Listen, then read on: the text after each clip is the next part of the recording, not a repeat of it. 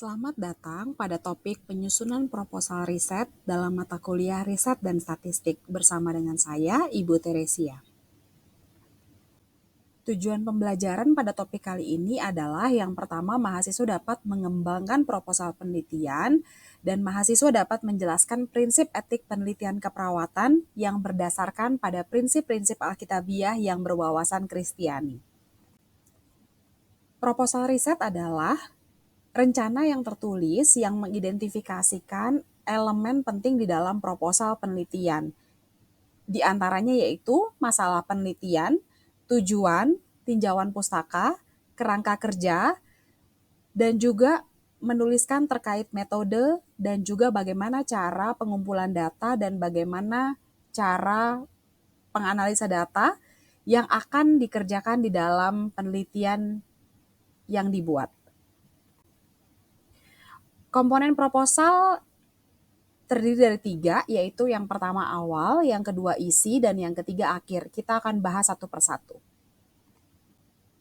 Untuk komponen awal proposal, terdiri dari halaman judul, halaman persetujuan, abstrak, kata pengantar, daftar isi, daftar gambar, daftar tabel, atau daftar lainnya yang dimiliki oleh peneliti di dalam proposal. Pada bagian isi proposal terdiri dari 3 bab. Yang pertama yaitu bab pendahuluan, bab kedua tinjauan pustaka, bab 3 bab metode. Untuk bab 1 pendahuluan terdiri dari yang pertama latar belakang, yang kedua rumusan masalah, ketiga tujuan penelitian, yang keempat masalah penelitian atau hipotesis penelitian, yang kelima manfaat penelitian. Bab 2, tinjauan pustaka, itu terdiri dari kerangka teori, yang kedua kajian literatur, yang ketiga adalah ringkasan dari literatur yang telah dibaca oleh peneliti sebagai bahan dasar dari riset yang akan diambil. Untuk bab 3 atau metode, itu terdiri dari 7 komponen. Yang pertama yaitu desain penelitian, yang kedua pertimbangan etik, yang ketiga populasi dan sampel, yang keempat instrumen, yang kelima rencana pengumpulan data, yang keenam rencana analisa data, dan yang ketujuh potensial keterbatasan. Bagian akhir proposal terdiri dari daftar pustaka dan juga lampiran yang diperlukan. Judul penelitian dalam proposal merupakan bagian yang paling penting karena ini ada pada halaman cover atau halaman judul. Peneliti harus benar-benar menjabarkan judulnya dengan sangat baik, menggambarkan seluruh isi proposal penelitian. Karena judul proposal atau judul penelitian harus benar-benar konsisten mencerminkan dari isi proposal.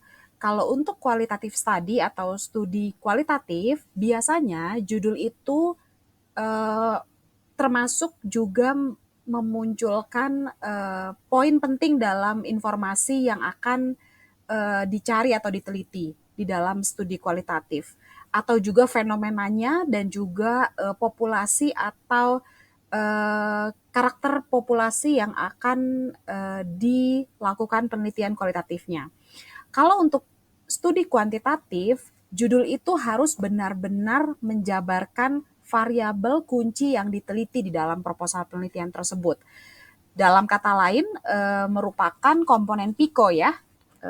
Saya harap mahasiswa masih mengingat apa itu PICO. PICO, P itu untuk patient atau population atau problem atau masalah penelitiannya.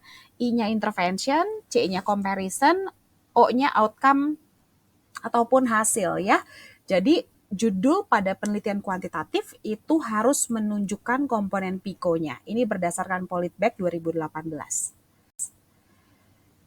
Lalu bagian abstrak. Abstrak ini merupakan hal yang penting juga selain judul, karena abstrak merupakan ringkasan dari seluruh penelitian yang akan dilakukan atau proposal penelitian yang akan dilakukan.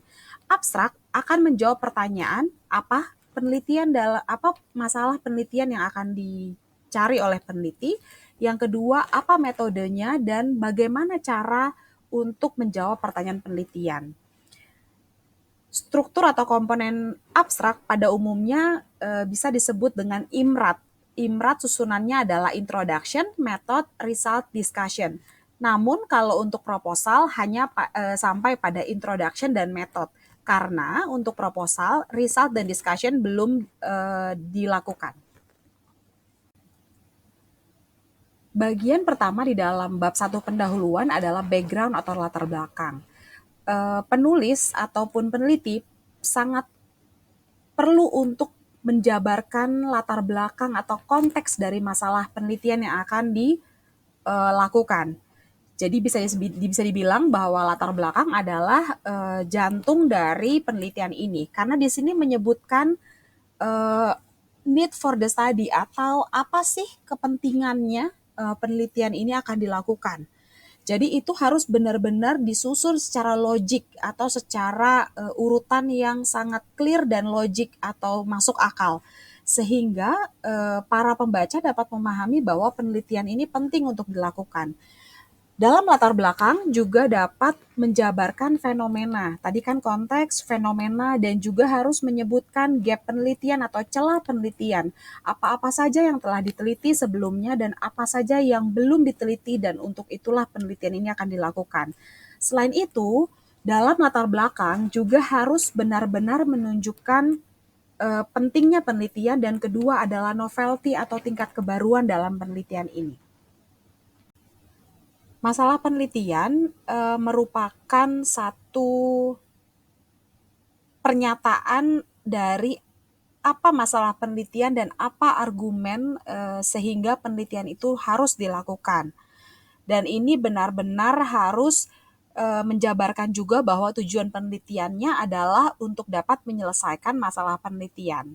Menurut Politback 2018. Jadi harus jelas ada tujuan ataupun ada kebutuhan penelitian tersebut dilakukan. Dan masalah penelitian juga harus dapat menimbulkan rasa ingin tahu dari pembaca dan juga dapat dijelaskan secara jelas atau clear dan juga menjelaskan bahwa isunya adalah hal yang penting. Dan masalah penelitian harus konsisten dengan tujuan penelitiannya. Masalah penelitian itu dapat memiliki beberapa sumber. Yang pertama yaitu pengalaman pribadi dari peneliti ataupun orang-orang di sekitar peneliti.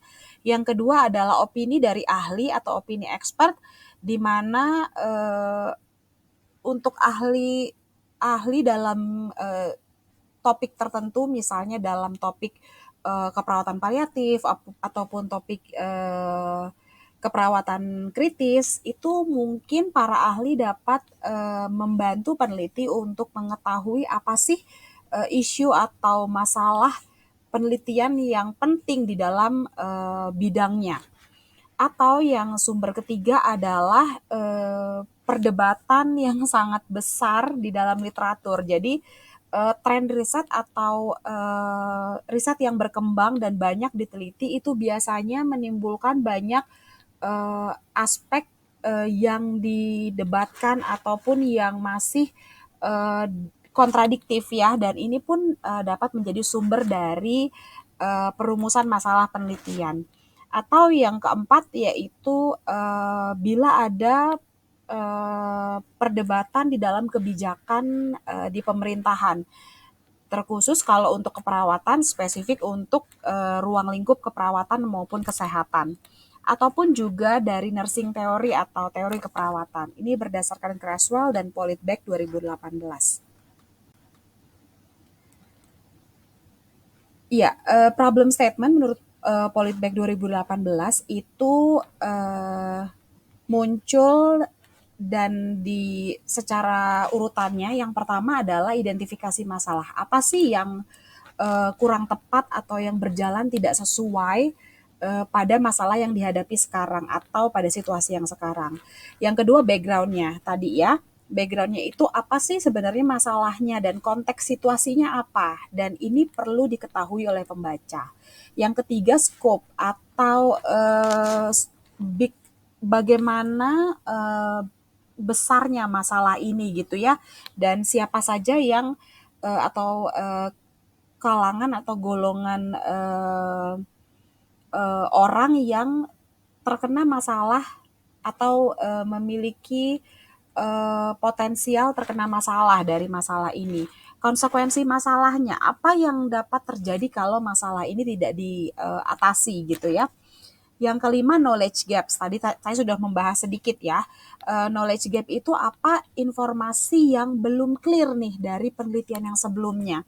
Misalnya penelitian terkait penggunaan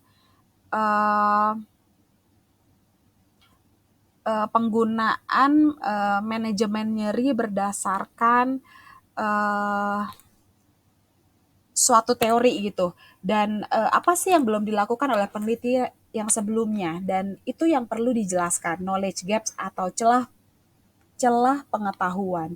Yang keenam adalah proposed solution atau solusi yang ditawarkan. Bagaimana penelitian yang akan dilakukan ini dapat berkontribusi untuk menyelesaikan masalah yang telah dijelaskan. Lalu untuk tujuan penelitian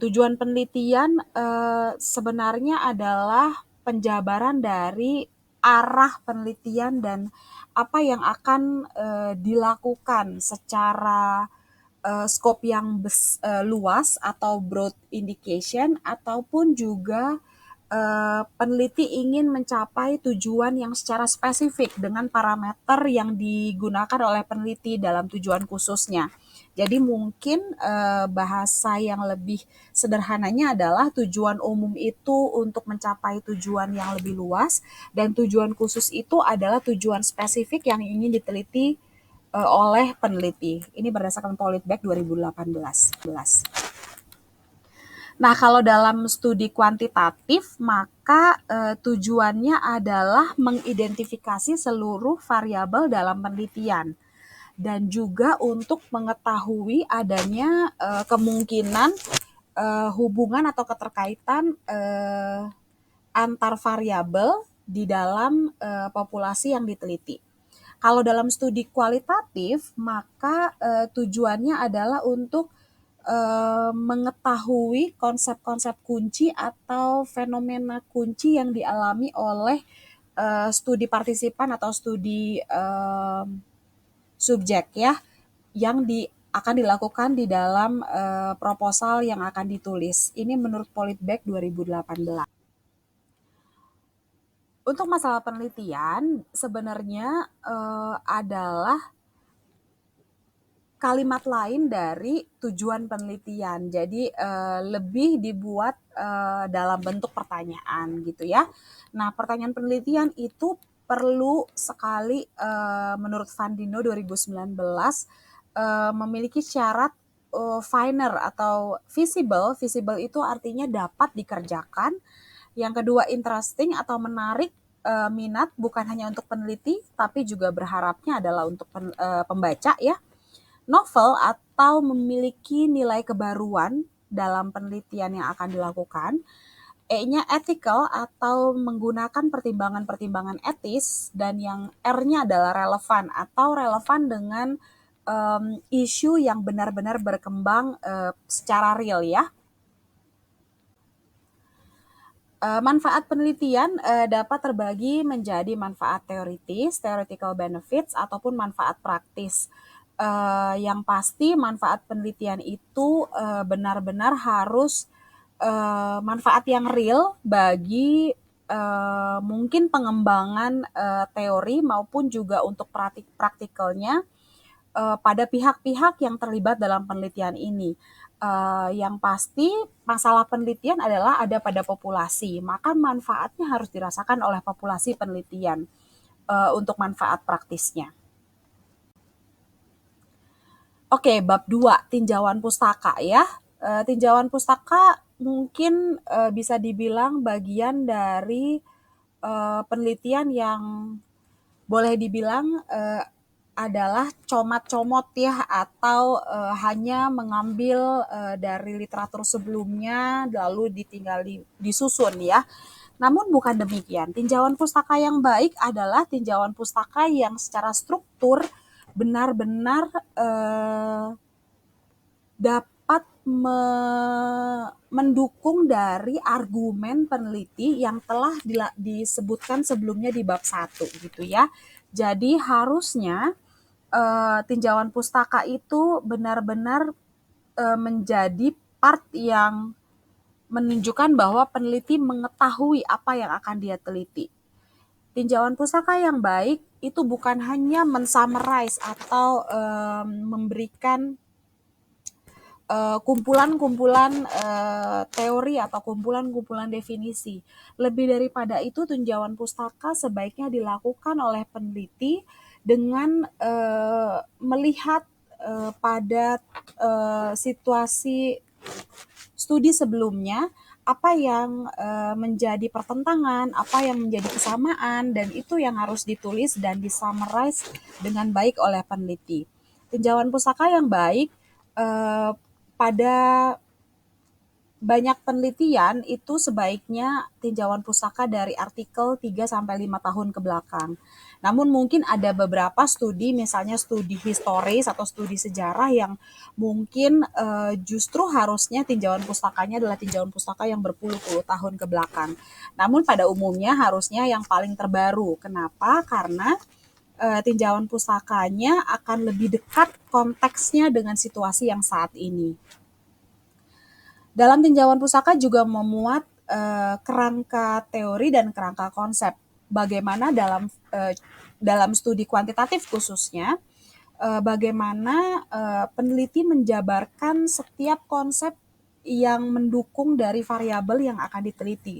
Dan itu penting dan juga bisa digambarkan dalam bentuk diagram.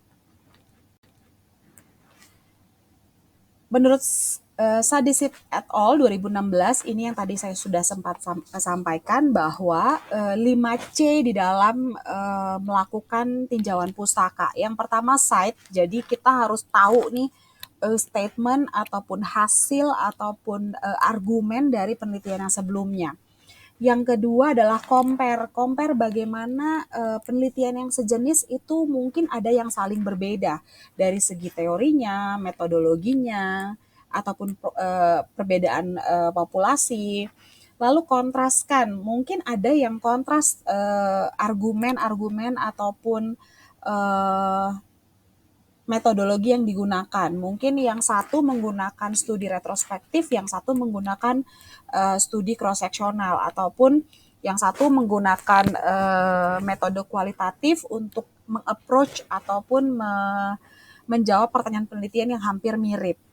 Lalu kritik literaturnya, sebenarnya ini yang paling salah satu hal yang paling penting dilakukan dalam tinjauan pustaka. Jadi tadi seperti yang saya bilang, bukan hanya sekedar menggabung-gabungkan berbagai sumber, tidak. Kita harus sebagai peneliti harus benar-benar memahami konsep-konsep yang akan kita gunakan, bagaimana peneliti-peneliti sebelumnya ataupun teori-teori sebelumnya menuliskan atau menjabarkan dalam artikel mereka sebelumnya. Jadi bukan hanya asal menggabung-gabungkan ya. Jadi harus dikritik. Lalu juga harus dikoneksikan atau dihubungkan dengan penelitian yang akan dibuat saat ini. Jadi 5C-nya adalah cite, dicitasi, di-compare, di-kontras, dikritik, dan juga dihubungkan dengan apa yang akan dikerjakan saat ini. Bab 3, metode riset ya. Metode riset ini sebenarnya menjadi arahan atau guideline bagi peneliti untuk mengimplementasikan rencana dalam proposalnya, untuk juga melakukan analisa data, untuk juga melakukan interpretasi hasil yang nantinya akan didapat. Sebelumnya sudah disampaikan dalam metode riset bab 3 itu terdiri dari desain penelitian, pertimbangan etik. Pertimbangan etik ini meliputi apa saja prinsip-prinsip etik yang akan dikerjakan di dalam penelitian ini, dan itu yang menjadi hal yang penting juga ya. Bagaimana prinsip-prinsip etik dipastikan akan dikerjakan oleh peneliti. Perencanaan populasi dan sampel, instrumen, rencana pengumpulan data, rencana analisa data, dan potensial keterbatasan. Kita bahas satu persatu. Untuk desain penelitian, Di sini jelas akan dijabarkan apa strategi peneliti untuk menjawab pertanyaan dan juga untuk menguji hipotesis bila menggunakan studi kuantitatif ya. Dan di sini dalam desain penelitian, peneliti akan meyakinkan dalam membaca apa yang akan dikerjakan dan apakah metodenya sesuai untuk menjawab pertanyaan penelitian dan juga untuk mencapai tujuan penelitian. Untuk kuantitatif dan kualitatif pastinya harus benar-benar sesuai ya, jadi harus sinkron apa masalah penelitiannya, apa tujuannya, dan apa metodenya atau desain penelitiannya. Misalnya, kalau pengalaman nyeri pada pasien terpasang WSD dengan pneumotoraks, apakah ini sesuai dengan desainnya kuantitatif atau lebih sesuai dengan desain yang kualitatif?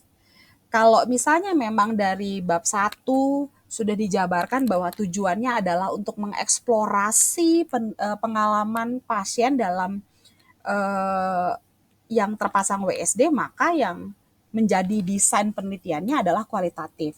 Sebaliknya, bila masalah penelitiannya adalah untuk mengetahui hubungan antara pengetahuan dan sikap mahasiswa keperawatan di dalam melakukan tindakan invasif. Nah, berarti kalau ada dua variabel dan juga tujuannya adalah untuk mengetahui hubungan antara variabel A dan B, ya pasti desain penelitian yang sesuai adalah kuantitatif. Ya, desain penelitian kuantitatif. Dan ini harus dijelaskan dengan clear ya dalam desain penelitian. Pertimbangan etik ini harus dijabarkan pada bab 3 ya.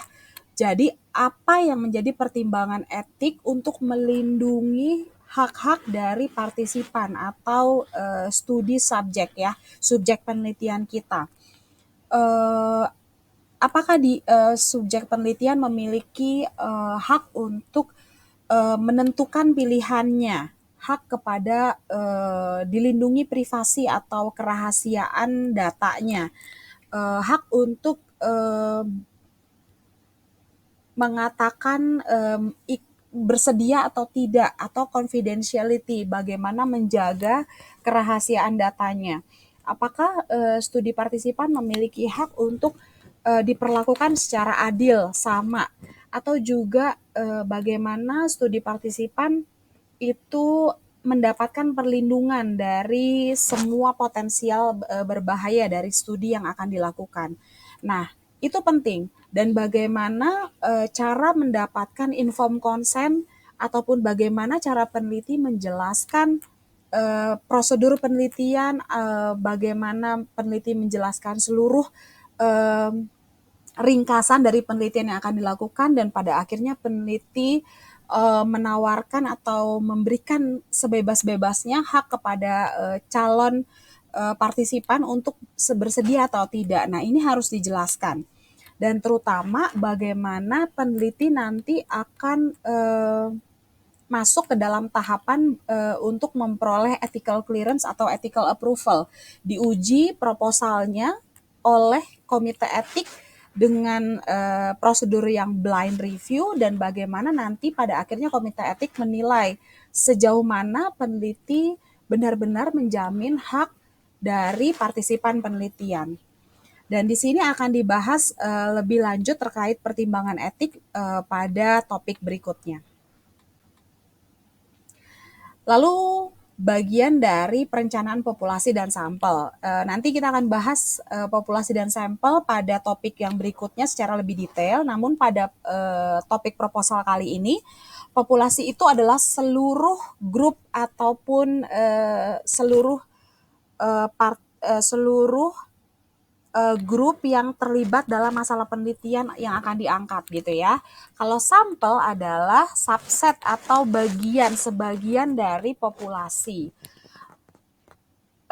Dan dalam pemilihan sampel juga akan ada kriteria inklusi dan eksklusi yang jelas disebutkan pada proposal, dan ini juga sangat penting bagaimana kriteria inklusi eksklusi bila peneliti hanya mengambil secuplik atau sebagian orang dari populasi yang ada. Ini menurut Politbag 2018.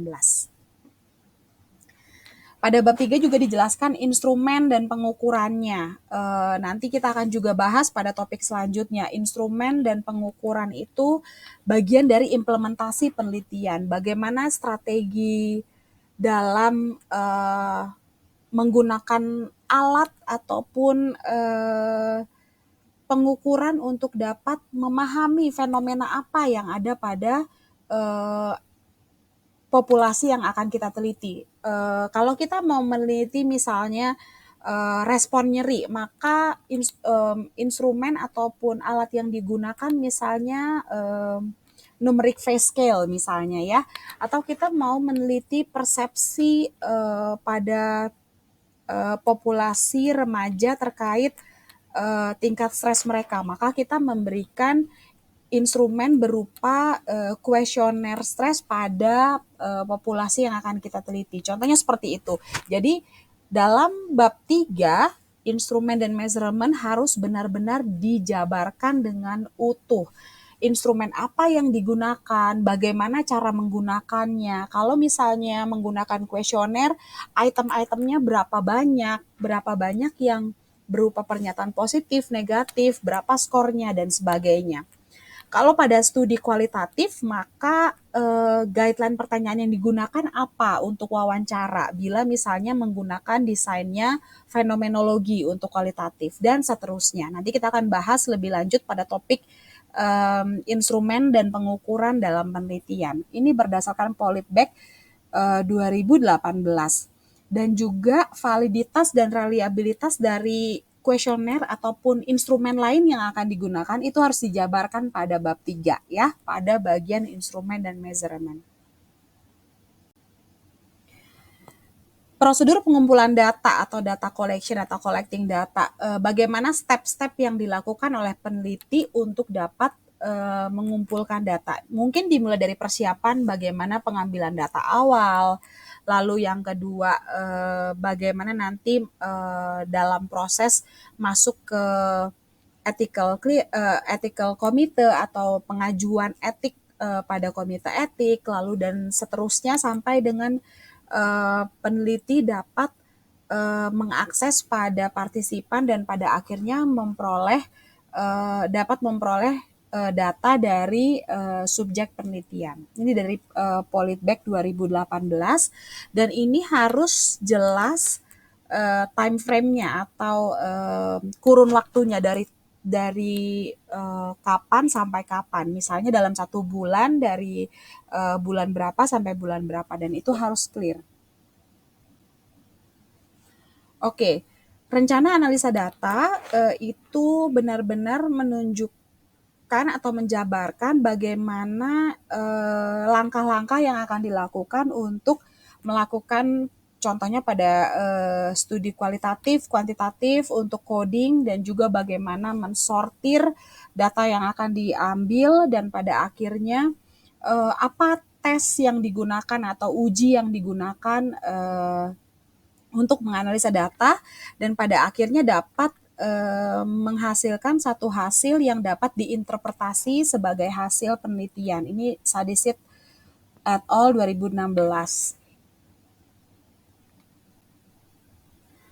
Potensial keterbatasan di sini sebenarnya peneliti harus juga menjelaskan bahwa proposalnya ataupun penelitiannya memiliki keterbatasan di dalam perencanaannya. Dalam tahap proposal atau dalam tahap perencanaan sebenarnya agak sulit ya untuk mengidentifikasi apa saja potensial keterbatasannya.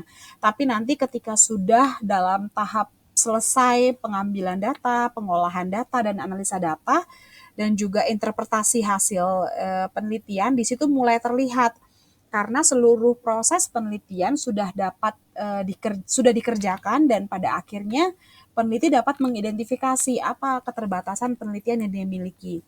Kalau pada tahap perencanaan proposal memang masih agak sulit untuk mengidentifikasi potensial keterbatasan ini. Tapi tetap harus dijabarkan ya potensial keterbatasan penelitian ini. Misalnya kalau dari penelitian kuantitatif bisa dijelaskan apa kekuatan dan kelemahannya dalam penggunaan instrumen yang digunakan misalnya, atau kelemahan dan kekurangan dari desain penelitian yang dilakukan. Itu juga dapat disebutkan di dalam proposal pada bagian potential limitation atau potensial keterbatasan. Iya, demikian topik mengenai penyusunan proposal.